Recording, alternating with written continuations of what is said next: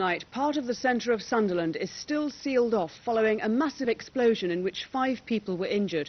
It happened in the city centre when a petrol tanker overturned and went up in a fireball, spraying the area with fuel and starting dozens of other explosions. Fears that an elderly man had died after being trapped under the blazing tanker have now been discounted by police and fire experts.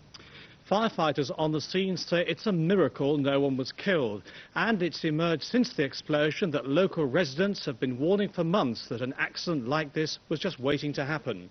In a moment we'll be looking at the background to today's events, but first Maria Coyle reports on an accident that could so easily have been a disaster. This was the scene in Newcastle Road minutes after a petrol tanker collided into a passing minibus.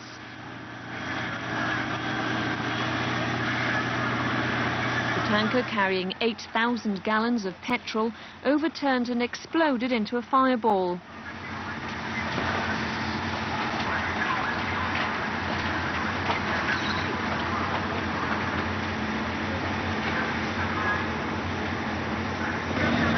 The tanker's burning contents poured down a road packed with parked cars next to a public swimming baths. The crash happened just after 11 o'clock, a particularly busy time in this built-up area of Sunderland. As the river of fire took hold, it ignited or melted 30 vehicles in its path. Just heard a loud bang, looked up, because we could see straight out of the window, and the big tanker was sort of spinning into the middle of the road and turning over, and I was going to have a better look. And my husband says, get out the house, you know. So we just ran out into the back garden. By then there was flames and smoke and explosions. So I had to climb a 6-foot-high fence out the back into a neighbour's garden for safety. I went round to the baths and said, by this time, of course, the thing was in flames around it, and said that you better evacuate the baths. And the attendant and the girl in the kiosk, they set the alarm off. And of course people then had to come out and the bath staff were given towels. 80 firefighters fought to keep the fires under control. Hours later, car fuel tanks were still exploding. This was a major incident involving fire crews from the entire Tyne and Wear area.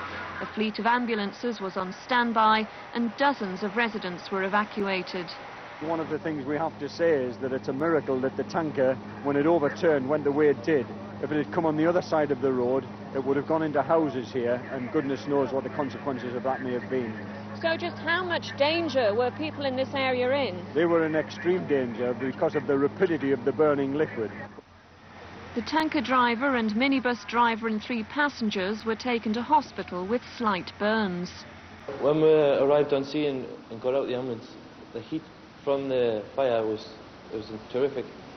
And with the tanker driver being quite shocked, we thought it would be best to treat the tanker driver. We had at the front of the ambulance, away from the fire, using the ambulance as a shield from the heat. The area will remain sealed off for much of tonight, and questions are now being asked about why this accident was allowed to happen. Families living in the area where the accident took place were allowed back to their homes this afternoon. They'd spent several hours inside a local day centre while emergency services dealt with the blaze. This morning's crash took place in one of Sunderland's accident black spots, and local residents say it's an accident which has been waiting to happen for many years. There's always been problems, as far as I can remember, as far as we've lived here. It's a terrible road, it's a fast road, you know, and there's been, I can't count how many accidents on this road. It's just like a race track. The cars never ever just do 40. They're coming up and down here 50, 60, 70 mile an hour, and there's been lots and lots of accidents. The chairman of Sunderland Council's Highways Committee said this afternoon that there had been complaints about the traffic situation from residents in the Newcastle Road area. As far as I'm aware, there has been a petition presented over the last few years. Residents have that right to be concerned. I do believe that the city engineer and his responsible officers would have investigated the complaints, and all necessary proceedings would have taken part within the traffic regulations. So you're quite happy that the correct procedure's taken place regarding that petition? I'm perfectly happy with the city engineer's department and their work. Well, we're joined now by Tyne & Wear's Deputy Fire Chief Richard Bull, who was at today's fire. Mr. Bull, how concerned are you that incidents like this can happen? Obviously, from a fire brigade point of view, I'm very concerned because this was an extremely serious incident in a residential area. And during the course of the incident, which lasted some hours, it put an extremely heavy burden upon the operation resources of the brigade. Doesn't it raise the whole question of the safety regulations surrounding the movement of dangerous chemicals and petrol and stuff like that? Are they adequate?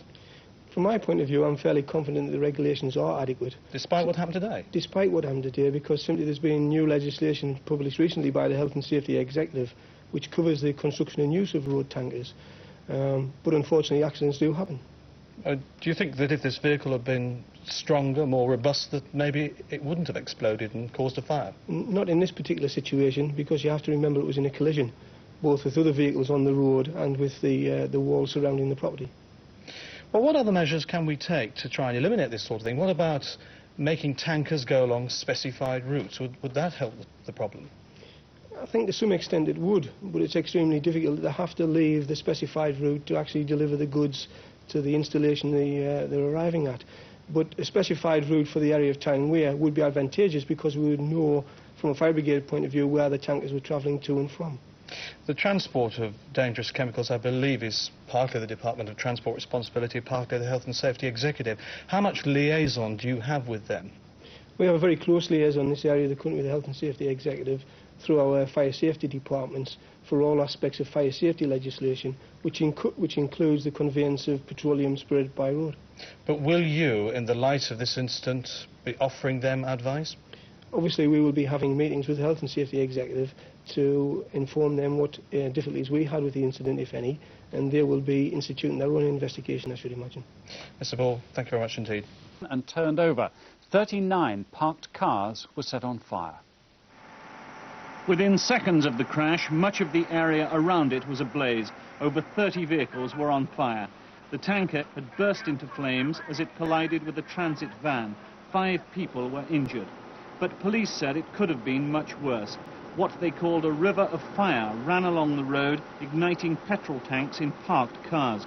Wind kept the inferno from nearby houses.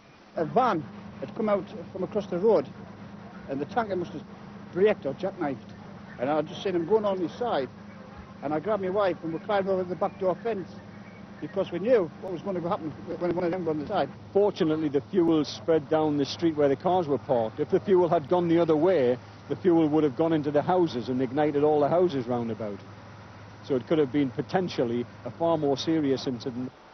The area around the explosion was evacuated as a full-scale disaster plan was put in place. Fire crews were still clearing up the devastation several hours after the crash occurred. Good evening. Fire officers said it was incredible the tanker explosion didn't become a bigger disaster. More than 7,000 gallons of burning petrol in the streets of Sunderland, but it flowed away from the houses. It had started when the petrol tanker swerved to avoid a collision with a minibus. The tanker overturned and burst into flames. 5 people in the 2 vehicles were slightly injured, but escaped from the fire. 7 hours later, the clear-up operation is still continuing. Our first report is from Chris Eakin. It was a fireball which was fueled by 7,000 gallons of petrol, and it happened on one of the main roads into Sunderland, right in front of people's houses. Firemen were in action within 3 minutes of the call-out. It's believed the tanker driver swerved to avoid a van and both vehicles turned over. It was a side street which took the brunt of the damage. 30 cars were caught up in a river of blazing petrol. If it hadn't been for a slope in the road, it could have gone to the houses.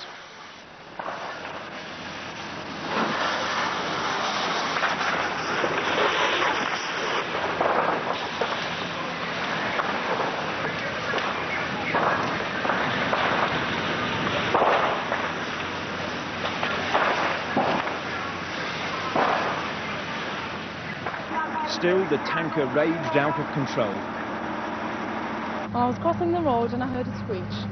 I looked left and saw that the tanker that had passed me was swerving to avoid the transit van which was coming out of the side street.